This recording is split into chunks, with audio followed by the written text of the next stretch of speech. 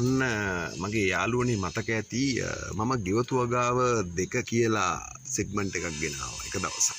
ඉතින් ඒ කාලේ නම් මේ බටුගස් පොඩි. ඉතින් අපේ මේ මිදුලේ ඇවිල්ලා තියෙන අනිත් ඒ බටුගස් සම්බන්ධයෙන් තමයි අද මම කතා කරන්න බලාපොරොත්තු වෙන්නේ. මේ පේනවනේ. මමත් මේක වැඩි කල්පනා කරේ නෑ. හැබැයි මේකේ පොඩි සොමියක් තියෙනවා මේ. අපි හදපු තෙල් පොහොර ගහලා නැහැ. මේවා ඕන කෙනෙකුට දෙන්න පුළුවන්, කන්න පුළුවන් කිසි බයක් සැකක් නැතුව. ඒ තරම් කෘමිනාශක පාවිච්චි කරන රටක මේවට අපි කෘමිනාශක මොනවත් පාවිච්චි කරන්නේ නැතුව මේ හදපු ගහක්. මොකද මේවට පොහොර දාන්න අපිට වෙලාවක් නැහැ ඇත්තටම. හරිද? සමහර වෙලට පොහොර දැම්මොත් හොඳට මේවා මේ ගෙඩි මීට වඩා ලොකුවට එයි. හැබැයි ඉතින් මේ ගානට බටු කෑවා කියලා බැදලා, ඕදී හදලා, තාම්බලා හරි ඔය කන විදිහකට කෑවා කියලා ප්‍රශ්නයක් නැහැ නේ.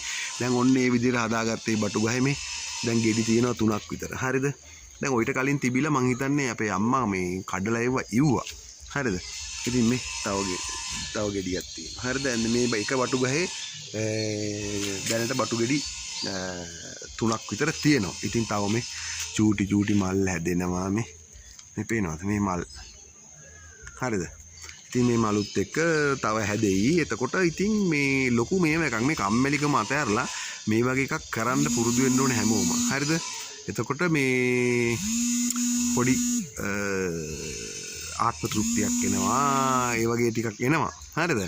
මේ වගාව කරන්න පුරුදු වෙන්න ඕනේ. හරිද?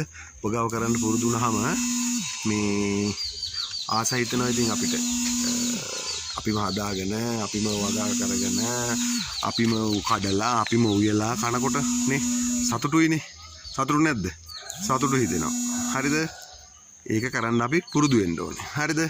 එතකොට ඒක වෙන ලල් එකක් වෙනවා. ජීවිතවල හැම එක දේවල් කරලා බලන්න ඕනේ. එතකොට මේ වගාවේ තරම් අපිට පුරුදු නෑනේ. හැබැයි දැන් මේක පුරුදු වෙන එක හොඳයි මම කියන්නේ. මමත් මේවට පුරුදු නැති මේ කරපු කෙනෙක් නෙමෙයි. හැබැයි ඉතින් මේ පොඩි මේව එකක් තියෙනවා. මේ ඒත් එක්කම අපි තව හදලා තියෙනවා තිබ්බුටු ගහක්. හරිද? මේ තියෙන තිබ්බුටු ගහ. හරිද? මේ තිබ්බුටු ගහ. ඒක නම් තාමත් සාර්ථකව වෙවිලා නැහැ. හැබැයි පොඩි ප්‍රමාණයකට ඇවිල්ලා තියෙන. ඒත් එක්ක මේ තියෙනවා අපේ හදලා තියෙන දෙලුම් ගහ. මේ දෙලුම් ගහ හදපු දවසේ මම හිතන්නේ වීඩියෝ එකක් ගෙනා මෙන්න දැන් මේ දෙලුම් ගහ දැන් ලොකු වෙමින් එනවා. දන්නවනේ දෙලුම් ගෙඩියක් කීයද කියලා? රුපියල් 400යි 500යි. මේ මාර බෙහෙත් දෙලුම් කියනවා ලංකාවේ. දේශීය දෙලුම් පැලයක් ගෙනල්ලා හදපු එකක්. ඒත් එක්කම දැන් මං කියවන අර තිබ්බුටු මේ තියෙන තිබ්බුටු මේ ඔන්න කටුත් ඇනන මේ තියෙන තිබ්බුටු. හරිද?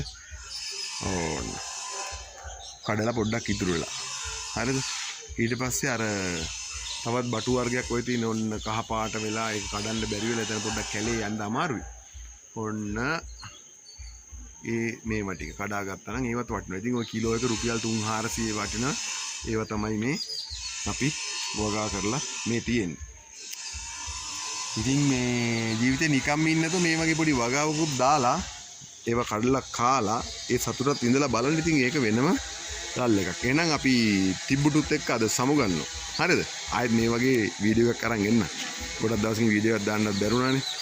මේ සබ්ස්ක්‍රයිබ් කරන්න. ඉතින් මේ වගේ මහා ලොකු දේවල් නෙමෙයි. හැබැයි මම පොඩි සිම්පල් දේවල් කියන්නේ මට දැනෙන දේවල් තමයි මම මේ කියන්නේ. ඔකටත් කරලා බලන්න වෙන ලල් එකක් තියෙනවා. එහෙනම් ජය වේවා. අද පොඩ්ඩක් වැස්සත් එක්ක